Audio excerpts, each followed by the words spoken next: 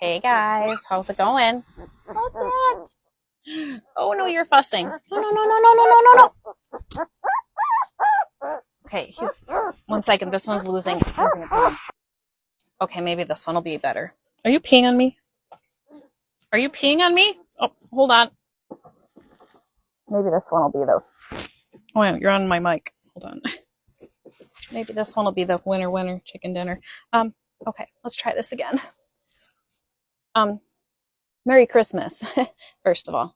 Second of all, look at this chunky monster. Tell me, oh my God, he's so cute. Shh, shh, shh, shh. They hate me today. I don't know what's going on. Shh, shh, shh, shh.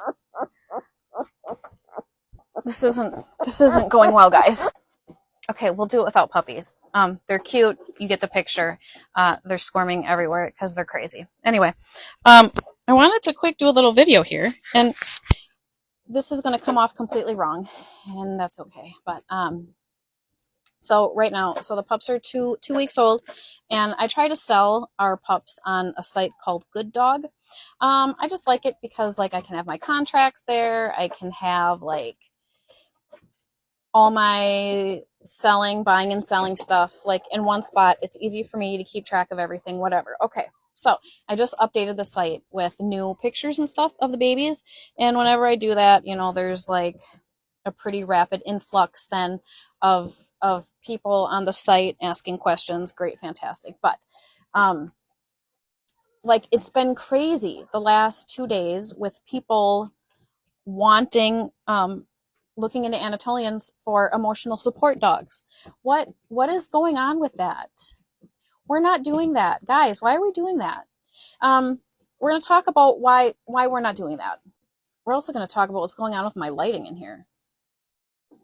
This is terrible. Anyway, I'm scatterbrained today. Okay, we're going to try this. Let's focus. So Anatolian Shepherd dogs are livestock guardian dogs. Okay, their job is to go out and live with livestock 24/7, 365 days out of the year, and keep the bad guys away, right? Bad guys, whether it's two-legged or four-legged, their job is to keep the bad guys away, right? Okay, that's their job. They're independent thinkers. They oftentimes get mislabeled as being stubborn or, God forbid, stupid. I really hate that. But they're none of those things. They're incredibly intelligent, actually. But their instincts are very, very strong. They're a very primal breed of dog because they're an ancient breed of dogs. So they're kind of like, they don't need any assistance to operate. They like do their thing, right? Okay. They are not dogs that can go to the dog park. They're not dogs that you can make emotional support dogs. They're not dogs that you can make seeing eye dogs out of. They're not dogs that you would take into a hospital and visit sick people. Please don't do that. No amount of socializing, none, will socialize instinct out of them. We don't want that to happen. We want them to have really strong instincts, right? You can't pick and choose what instincts are there.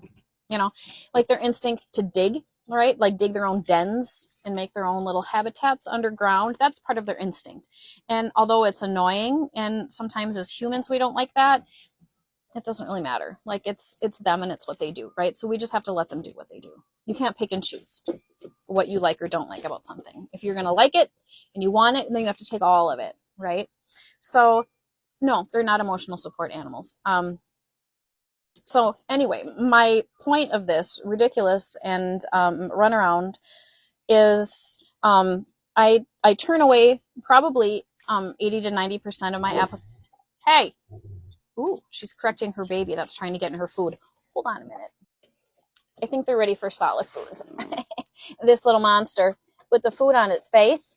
Look at yourself. Look at Linda. Just crawled into mom's food dish when she was eating, and she was like, go ahead and try to take some of my food. It's not happening, Junior.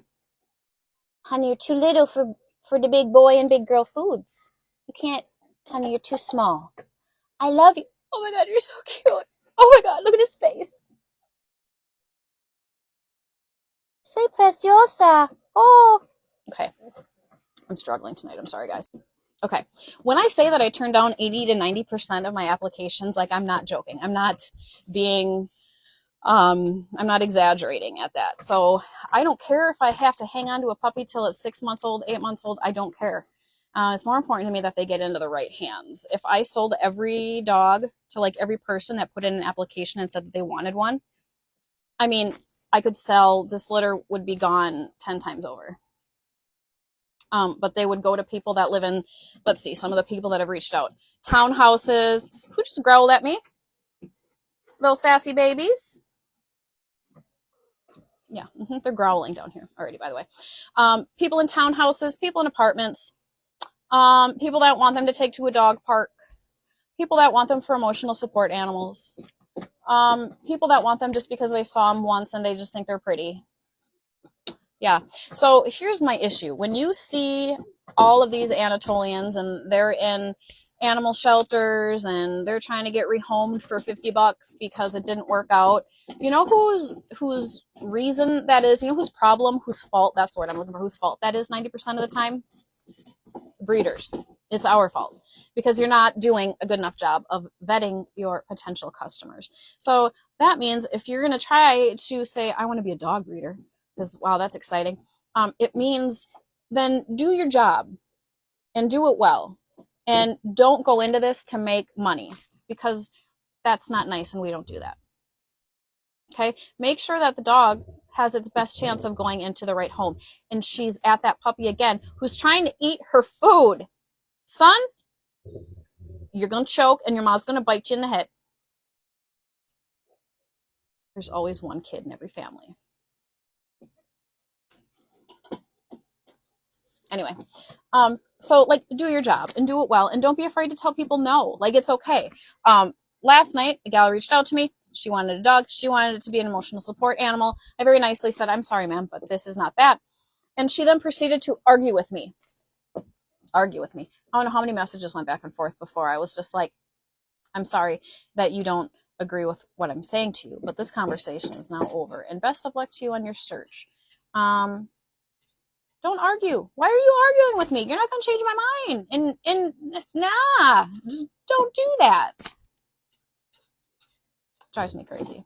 But anyway, so don't be afraid to tell people no. Don't be afraid if you don't think that this dog is going to end up in the right hands.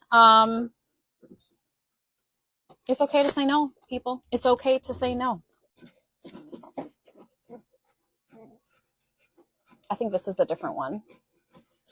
Y'all are ready for solid foods, I think. Are you ready to eat the big boy Chungus food? It just sighed like huge in my hands.